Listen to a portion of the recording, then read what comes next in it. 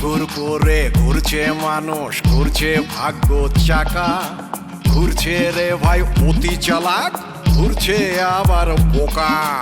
চারিদিকে কত চারি জুরি, মিথ্যে কথার ফুল জুরি, এরই মাঝে কেউ প্রেমে পাগল, এসব দেখে মরি মরি। বলে টাক মাথায় চুল গজায়, নিজেরই মাথা টাক, কথা কাজে মিল নাই কোনো, হচ্ছে চিচিং ফাক। ভালো মন্দের মিশেলে এক যেন রসের হাড়ি, বড়লোক হওয়ার কম্পিটিশন চলছে হুড়ো হুড়ি। রসের হাড়ি বাড়াবাড়ি, রসের হাড়ি বাড়াবাড়ি। তুই এত কিছু করতে হারো, আল্লাহ এই কামটা করতে হারতো না। আমি তো এটা করা পারি না, দরকার হলে তুমি বোলায় বালায় ডাইনে বায়ে বুঝায় একটা কিছু করো না। আমি বুঝে গেছি আমি তোমার দিকে কিছু নিত না, যা করণে আরই ব্যবস্থা করার না। মারে, তোর শাশুড়ি তো শরীর খারাপ, সে এখন কথাটা ঠিক মতো বলে না। তোর উচিত তোর শাশুড়ির সঙ্গে সবসময় থাকা, তার সেবা যত্ন করা। এটা তুমি কি বললা মা? আমি আমার শাশুড়ির সেবা করব? কেন সেবা করবি না কেন? শাশুড়ি হচ্ছে মায়ের মতো, তোর উচিত মহিলা এখন অসুস্থ, তার পাশে থাকা। তুই দেখ, তুই নিজেকে বুঝতে পারতেছিস না যে এই মহিলা চিল্লা চিল্লি করে সারা বাড়ি মাথায় তুলে রাখতো, কেমন যেন নির্জীব হয়ে গেছে, দেখতেও তো মায়া লাগে বল। মা, তুমি হয়তো ভুলে যাচ্ছ আমার শাশুড়ি রিনা খানের পাল্লায় পড়ে আমার স্বামীকে আরেকটা বিবাহ করিয়েছে, তাই না? আর যদি আমার শাশুড়ি সেবা করতেই হয়, সেটা রিনা খানের মেয়ে করবে, আমি কেন করব? তুই রেগে যাচ্ছিস কেন মা? দেখ, আমি তোর বাড়িতে এসে পড়ে আছি কি তোর এই সংসার ভাঙার জন্য? কখনোই না। একটা মা কখনো চায় না তার মেয়ের সংসারটা ভেঙে যাক। আমি চাই তুই তোর শাশুড়ির পাশে এই সময় থাক। দেখ, বিপদে যদি তুই পাশে থাকিস, একটা মানুষ তখন তার ভুল বুঝতে পারবে, সে বুঝতে পারবে বিপদে যে থাকে সেই আপনজন। আমার শাশুড়ি তোমাকে এত অপমান করে, তুমি আমার শাশুড়ির পক্ষ নিয়ে কথা বলছো? তুমি না একটু বেশি ভালো মা। না রে মা, এখানে ভালো খারাপ কোনো কিছু কোনো ব্যাপার নেই, আসল কথা হচ্ছে মানবতা, মানবিক দিক। দেখ, তোকে কিন্তু এই শাশুড়ির সাথেই থাকতে হবে। আমি আর কয়দিন বল, তোর সংসারটা গুছানো হলেই আমি চলে যাব। আমি তো এসেছি তোর শান্তির জন্য, তাই না? এখন আমি যদি দেখি তুই তো শাশুড়ির কাছ থেকে দূরে দূরে থাকিস, আমারও তো খারাপ লাগবে। আমিও তো মা, কোনো মাই চায় না তার মেয়ের সংসার ভেঙে যাক মা। আমি চাই এই বিপদে তোর শাশুড়ি বুঝুক তুই ছাড়া তার আপনার কেউ নেই, তুই তো শাশুড়ির পাশে গিয়ে দাঁড়া মা। যা মা, সব ভুলে তোর শাশুড়ির পাশে দাঁড়া। চলো।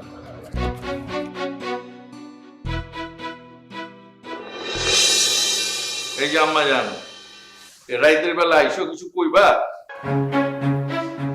হ, আন্নেরে আর কিছু কথা বলতে। কও। শোনেন আঙ্কেল, এই যে আন্নের বুড়ো হইছেন, এত বয়স হইছে, আন্নে দেন আর মারিছে গুড়গুড় গুড়গুড় করে ঘুরেন, এই ঘোরাটা কবে বন্ধ করবেন? এই, আমি তোমার মায়ের পিছে ঘুরবার যাবো কোন দুঃখে? দেখেন, আয় কিন্তু বেগিনছেন তো, আর কাছে লুকাই কোনো লাভ নাই। শোনেন আঙ্কেল, আন্নে যে এটা করতেছেন এটা কিন্তু ঠিক করতেছেন না। আরে আমি নিজেই জানি না আমি কি করতেছি, দেখো না যাই না উল্টা পাল্টা কথা কইবে না, কই দিলাম। বাবু গো, আয় বেগিন জানি। শুনেন, আন্নেলে বলতে গাইজ গাং সংসার অশান্তি হইতে আছে। আরে বাবারে, আন্নে যদি আমারে বুঝুম বাজুম না বুঝাইতেন, উল্টা হাল্টা না বুঝাইতেন, তাই না আর বাপে কি দ্বিতীয় বিয়ে করতো? এইগুলালে আন্নেই দেয়। দেখো, তুমি খামাখা আমারে দোষারোপ করতেছো। আমার কোনো দোষ নাই, বেবাক দোষ তোমার মায়ের, আর তোমার মায়ের দোষের লিগেই তোমার বাপ বিয়া করছে। হ্যাঁ, আন্নে আরে বুঝান কেন? আর মার দোষ আই কি করছি খুকি? আই বুঝি না, আই বেগিন বুঝি। আন্নে আর মারে উল্টা হালটা বুঝাই বুঝাই আর মারে ঘুরাইছেন। আন্নে আর মারে স্বপ্ন দেয়ান না আর মার লগে ঘর করবেন। শোনেন আঙ্কেল, এত কথা কইতান না, আন্নারে সাবধান করে গেছে। ইয়ার হরে যদি আন্নে আর মার হিসে ঘুরেন, তাইলে কিন্তু কান্দের খবর আছে। এই মাইয়া, তুমি কি আমার ধানে লাগাইছো? যদি মনে করেন ভয় দেখাইতেছি, তাহলে ভয় দেখাইতেছি, কিন্তু আন্নে যদি আর কথা না শুনেন, তাইলে আন্নের নামে আইন নারী নির্যাতন মামলা করে দিই। আরে আমি তো কোনো নারী নির্যাতন করি নাই, তাহলে মামলা হইব কেমবে? মামলা না, মামলা যে কেন বেটি সময় হইলে টের পাইবেন। আন্নে যা আমারে ভুলাইয়া ভালাইয়া স্বপ্ন দেখাইতেছেন, এই স্বপ্ন আনের কোনো দিনও পূরণ হইতো না। এ মাইয়া, তুমি তো আমার মান সম্মান লিয়া টানাটানি করতেছো। টানাটানি কেন? টানাটানি অন্তই শুরু করিনি। আন্নে যা শুরু করছেন মনে টানাটানি করুন লাগবে। শোনেন, একখান কথা, আর মনে হয় আমরা ছোট বড়ে আননি ঘুম করছেন। অন্য সময় আছে আঙ্কেল, ভালো হয়ে যান, নাইলে কিন্তু বাকি জীবনে জেলের ভাত খাইতে হইব। এই মাইয়া, আমার মুখের উপরে চিল্লাচিল্লি করতেছ, তুমি আমার পাওয়ার সম্বন্ধে ধারণা নাই, আমি যে কি করতে পারি ওই ধারণাই তোমার নাই। শোনেন, আর কোনো ধারণার দরকার নেই, আর অনেক ধারণায় মাথা ভর্তি আছে, কিন্তু কান্নারে সাবধান করে দিই, ইয়ার হরে যদি আপনি আর মারিসে ঘুরেন তাইলে কিন্তু আর বাপে আমরা শেষিয়ে লাগবে, কথাটা মনে রেখে। কত বড় সাহস এইকার মাইয়া আজকে আমারে থ্রেট করে। আমিও দেহমনি ইলে বলেছো আর আমি সেবা করতাম। ওমা হাসানি আর সেবা করবা লাগে এতদিন তো আর মনে হরে না, আর যে হঠাৎ করি মনে তো হরে কিন্তু জিদিলে হারে না। নেন এত কথা কোন লাগবে না, টান মারি খাটি দুধ কান খাইয়াল। ও দুঃখ হয় সেবা করবা কেন? ঠিক আছে, এত কষ্ট করি যেহেতু আনছো খাই। এই খবরদার, ওমা কি এই দুধ আপনি মুখে লইবেন না। এই মহিলা এই দুধের ভিতরে বিষ মিশাই লই এসে আপনি মারি লইবেন লাগা। কি কস তুই? কি বিশ বিশ করতে নেই কথা বুঝ করি আস তুই। আপনি ওনার কথা বিশ্বাস করেন না, বড় বড় এইগুলা করে জামাই মারি ফেলা, আমি কিছু জানি। বিশ্বাস করেন এরকম কোনো কামাই করি না। আর না যদি কোন এই দুধটা খাই আনলে দেয় তারি হ্যাঁ খাইতাম। খান এই মচ্ছি নিয়ে আই। ওই এই মচ্ছি তা খাড়া যাই হোক, ওনার ওইসব মায়ের আদর ফ্যাশন নাম নেই। আপনি আমার লাগে চলেন, আপনি আমার আসলের তলে থাকবেন। চলো চলেন। চালই যা লাভ কি? আই যখন টান দিমো তখন আর দরজা আইতে না। বাবা, আপনি হঠাৎ কিছু না জানিয়ে চলে আসলেন যে? আমার ছেলে কোথায়? কয়েকদিন ধরে ফোন করছি, ফোনে তো পাচ্ছে না। ওর মা খুব টেনশন করছে। বাবা, আমিও তো টেনশনে আছি। আমি ভয়ে আপনাদের কিছু জানাইনি। আপনাদের ছেলেকে কয়েকদিন ধরেই খুঁজে পাওয়া যাচ্ছে না। খুঁজে পাওয়া যাচ্ছে না মানে? আমার ছেলেকে খুঁজে পাওয়া যাচ্ছে না আর তুমি আরামাইশে কাটাচ্ছ। আপনারা জানলে টেনশন করবেন, এই জন্য আমি জানাইনি। মায়ের চেয়ে মাসির দরদ বেশি না? আমার ছেলেকে যদি খুঁজে না পাওয়া যায় তাহলে তোমার খবর আছে। বাবা, আপনি মাথা ঠান্ডা করুন, ভেতরে চলুন, তারপরে আমরা এগুলো নিয়ে কথা বলি। খবরদার, তুমি আমাকে বাবা বলে ডাকবে, আর আমি তো তোমাকে বৌমা হিসেবে মানিই না। তুমি যদি সত্যিকারে আমার বৌমা হও তাহলে আমার ছেলেকে খুঁজে নিয়ে আসো। বাবা, আমাকে ভুল বুঝবেন না, আমি আসলে কিছুটা নিরুপায় হয়ে আপনাদের কিছু জানাইনি, তবে খোঁজাখুঁজি চলছে। থানা জিডি করেছো? না। তাহলে কোথায় খোঁজাখুঁজি করছো? আমি যা ভেবেছিলাম তাই হয়েছে। আমার তো মনে হচ্ছে তুমি আমার ছেলেকে গুম করেছো। বাবা, আপনি মাথাটা ঠান্ডা করেন, চলুন আমরা ভেতরে যাই। ভেতরে যাই। আমি ভিতরে যাবো না, তোমাদের সব নাটক আমি বুঝতে পেরেছি। তোমরা আমার ছেলেকে গুম করে এখন নাটক সাজাতে বলছো। হ্যাঁ, বিটালে করে বিটাল তোর হুলা কই? কা মোর পোলার তুমি বিশ্রাও কা, মোর পোলার দিয়ে কি করবা তুমি? হ্যাঁ, তোর হুলা কই আগে ক, আরে তোর হে ব্যবস্থা আই লইতে আছে। তোর হুলা আর জীবন শেষ করে দিছে, আরে কামড় দিয়ে লিছে। হ্যাঁ, মোর পোলা তোমার কামড় দিছে? কেমনে কামড় দিছে? আর স্বামীরে বিয়া করাই দিছে, হেতে আর স্বামীরে বিয়া করাই দিছে। এই বেরে চুপ কর। তুমি কিসের ভিত্তিতে এই কথা বলতেছো? মোর পোলা বিয়ে করাই দিছে? প্রমাণ তো শুরু থেকে লাগিয়ে রয়েছে শুরু থেকে। এই যে তুই তোর লগে আর আজকে এত বছর ধরে এইবার কোনদিন বনিব না হয়েছে নি? হয় না, তোর হোলা লাগে বনিব না হয়েছে নি? তোর মনে আছে নি তোর হোলার দিয়ে একটা সোয়ার দিয়ে 32টা দাঁত লাড়িয়ে আলাইছিলাম, এটি প্রতিশোধ তোর হোলাই লইছে। এটা প্রমাণ হইলো তোর হোলাই জানে আর স্বামীর চিনে সবাইরে জানে। এই জন্য প্রতিশোধ নেওয়ার লাইগা হেতে হেতার অফিসের মাইয়া করে আজ আমার পিছনে লাগিয়ে দিছে, কামড় দেওয়া লাইছে। মোর পোলার তো খাইয়ে বই কাম নাই, ওনার জামাই গটকালি করতে যাবে বিয়া রে।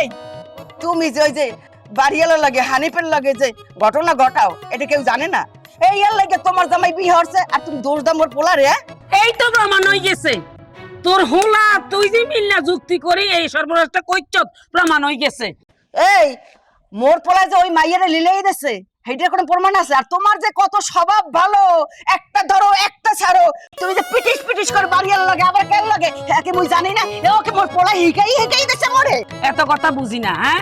9 দফা না 6 দফা না, আর এক কথা এক দাবি। তোর হোলারে দড়ি আইনবি, আইনা আর সামনে হাজির করবি, আই হেতা তোর মুখুতন কথা বলে সুপ্রাই মুখুতন কথা বাইর করুম। আজকে শাড়ি দিতাম না। যা তুই বিশ্রাইলে মোর পোলারে, মোর পোলা কমবে আছে, তুই বিশ্রাইলে যা। বোন আই বিচারে বাইর করুম, তুই চিন্তা করিস না, তোরও খাইম তোর হোলারও খাইম। আচ্ছা তুই শয়তানের বাচ্চা, তুই কোনাই রে? কোনাই তুই? তোর আজকে খাইছি। নিজে চরিত্রের দিকে চাই না, মোর পোলার দোষ।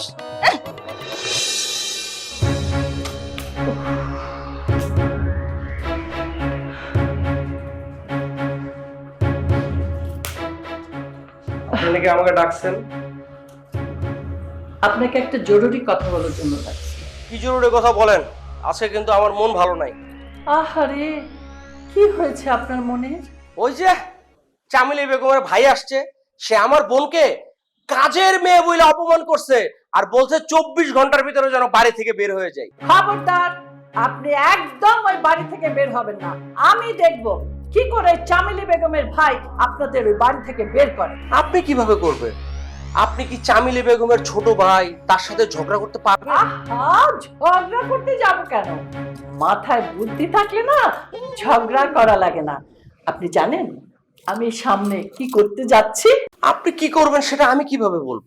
আমি আপনার বেআইনের কোম্পানি নিজের নামে করে নিতে চাচ্ছি। হায় হায়, কি বলছেন? আপনি চামেলি বেগমের কোম্পানি আপনার নিজের নামে কিভাবে করে নেবেন? ওই যে বললাম, মাথায় বুদ্ধি থাকলে সবকিছু করা সম্ভব। কিভাবে নেবেন? কবজা করব। চামেলি বেগম যদি জেনে যায়?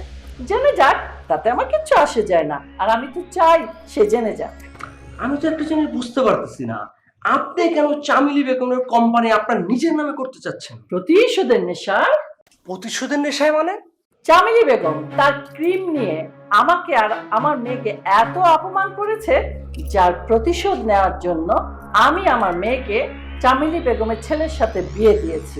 এখন শুধু বাকি আছে তার অফিস, সেটা এবার কবজা করব। এবার বুঝতে পেরেছি, চামেলি বেগমের ছেলের সাথে আপনার মেয়েকে বিয়ে দিয়েছেন প্রতিশোধ নিতে, কিন্তু আমাকে ডেকেছেন কেন? এখন ওই চামেলি বেগমের অফিসটাকে আমার কবজায় নিতে হবে, আর এই জন্য আপনার হেল্প আমার প্রয়োজন। চামেলি বেগমের সম্পত্তিতে আমার কোনো লোভ নেই, কারণ আমার অনেক টাকা পয়সা আছে। শুধু প্রতিশোধ নিতে হবে। আপনার ভাগ্নিকেও তো চামেলি বেগম ঠকিয়েছে। আপনি কি চান না প্রতিশোধ নিতে? আসুন আমরা শপথ করি, ওই চামেলি বেগমকে পথের ভিখারি বানাবো। ঠিক আছে, হাত মিলালাম, আমরা প্রতিরোধ করে দেব। কিন্তু ম্যাডাম, ওই যে আমার ব্যাপারটা। আহা, এইসব নিয়ে আপনি কোনো টেনশনই করবেন না। আমি যতদিন আছি আপনাকে আমি দেখেই যাব। আচ্ছা, একটু অপেক্ষা করুন, আমি আসছি। আপা যদি আমাকে এইভাবে দেখতে থাকে, তাহলে তো আমাকে এইখানে পার্মানেন্ট হয়ে যেত। ভালোই ভালো বলে দিন, আমার ছেলেকে গুম করে কোথায় রেখেছে?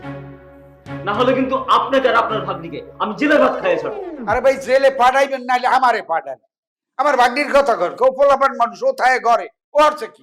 আমি বুঝতে পারছি। কি বুঝতে পারছেন? এভাবে বললে আপনারা স্বীকার করবেন না। পুলিশ রিমান্ডে নিয়ে যখন আপনাদের পিটাবে, তখন আপনারা সুরসুর করে সব বলে দেবেন। বাবা, আর কিভাবে বললে আপনি বিশ্বাস করবেন? আমরা এসবের কিছুই জানি না। আমি তোমাদের কাউকে বিশ্বাস করি না। তোমরা আমার ছেলেকে মেরে ফেলার জন্য আমাকে গুম করেছো। যদি মেরে থাকো, অন্তত আমার ছেলের লাশটা আমাকে দিন, অন্তত আমি ওকে নিয়ে দাপন করি। ভাই প্লিজ, আপনি কাঁদাকাটি করিয়েন না। আপনি বিশ্বাস করেন আর না করেন, আমরা কিন্তু কিছু করি নাই। তবে ভাই, আমার আর একজনের উপর সন্দেহ হয়। কার উপরে? ওই যে আহমদুল্লাহ। আহমদুল্লাহ কে? আরে আহমদুল্লাহ হলো যে সিরাজের কলি, একই অফিসাররা চাকরি করে। সিরাজ এই 5 দিন 6 দিন হয়ে গেছে সে গুম হয়ে গেছে, মানে অর্থাৎ হারাই গেছে। আর হে 3-4 দিন পরই ও নাই, মানে পরে খুঁজে পাওয়া যাইতেছে না। এটার মানে কি? নিশ্চয়ই এর লাগে ও জড়িত। আমি অফিস পর্যন্ত এই খবরটা বলছি, কিন্তু অফিসে ওই আহমদুল্লাহ যায় না। বরং এখন আপনি একটা কাজ করতে পারেন। আপনার সাথে তো পুলিশের একটা ভালো সম্পর্ক হয়ে গেছে। আপনি সেই সম্পর্ক ধরিয়া গিয়া ওই যে আহমদুল্লাহর নামে একটা সাধারণ ডায়েরি করেন। আপনি লিখবেন সিরিয়াস নিখোঁজ, এটার লাগে ও জড়িত, এইরকমের বললা কিভাবে ডায়েরিটা করা যায়, ওখানে যাই থানায় যাইয়া এটা বললে ওরা সাজাইয়া এই ডায়েরিটা করিয়ে দেবে। তা তবে কি পরবর্তীতে এটা কিন্তু আমাদের উপকারে। আমি কার নামে মামলা করবো কি করবো না সেটা আমি ভালো বুঝবো। পুলিশ আসল অপরাধীকে খুঁজে বের করবে, তবে আপনারা দুজন আমার চোখে অপরাধী। এটা একটা কথা কইলেন ভাই, এত কিছু করতে আছি আপনার বলার জন্য, আর আপনি আমাকে বানাইলে অপরাধী। বাবা, আপনি একটু শান্ত হন। আপনি আসার পর থেকে তো খাওয়া দাওয়া বন্ধ করে দিয়েছেন। এভাবে কি করে হবে বলেন? আমি শান্ত হতে পারছি না। যতক্ষণ পর্যন্ত আমার ছেলেকে না খুঁজে পাবো ততক্ষণ আমি শান্ত হবো না, আমি কোনো কিছু খাবো না। আমার ছেলেকে না পাওয়া পর্যন্ত আমি তো শ্বশুরে আসলেই হাত পাগল নিয়ে গেছে ছেলের শোকে। মামা, তোমার কি মনে হয় আহমেদুল্লাহ কি এর সাথে সত্যি জড়িত? আর কেমনে আমি কমু যে জড়িত কি জড়িত না?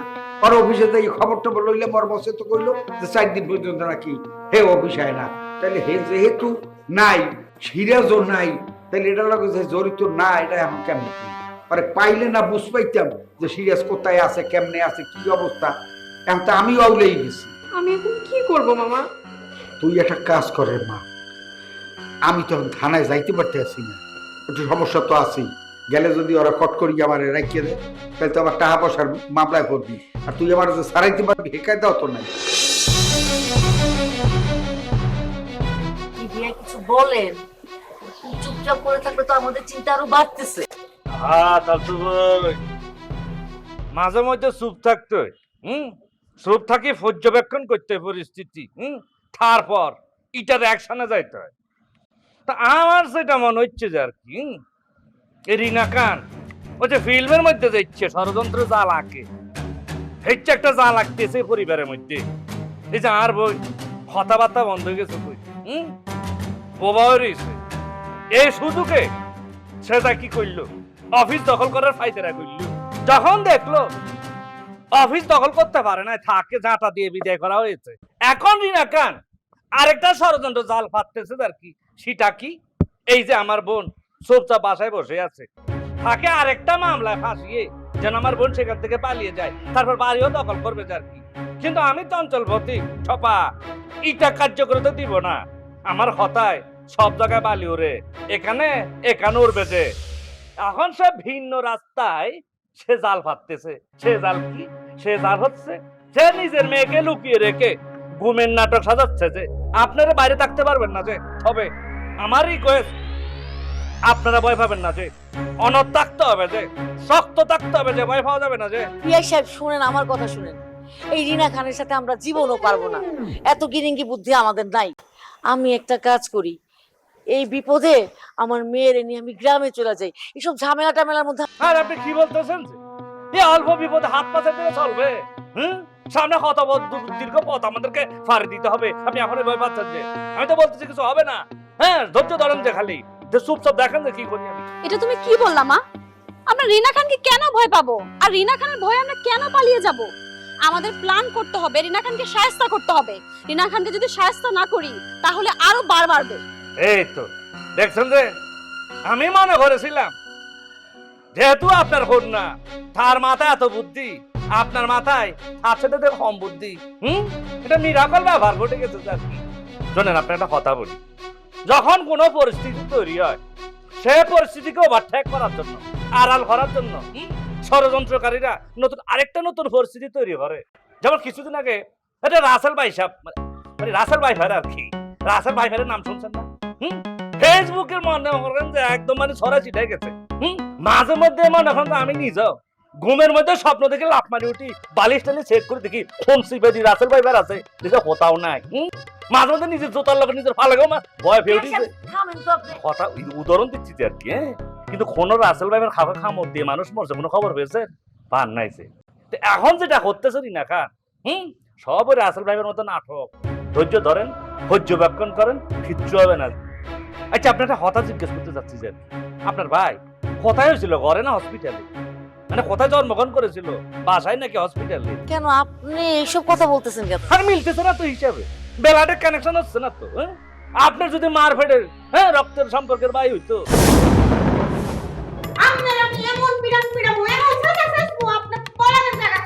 আহারে আই বুঝি তুই সারে নিয়ম দেন আই তোর এরকম সাসা সেচুম তুই ভাইসি ভাইসি করে তোর বাড়ি আজ যা তোর খবর আছে কিটা মনে করছ ইয়া মনে করছ তুই এই হ্যাঁ এই তুই কই গেছ রে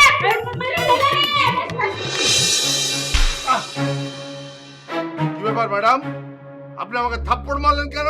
তোকে থাপ্পড় দেব না তো কি চুমা দিব? তুই কি করেছিস? তুই আমার মান সম্মান নষ্ট করেছিস, আমার প্ল্যান ফাঁস করে দিয়েছিস। রসের হাড়ি বাড়াবাড়ি, রসের হাড়ি বাড়াবাড়ি, এ যেন রসের হাড়ি বাড়াবাড়ি।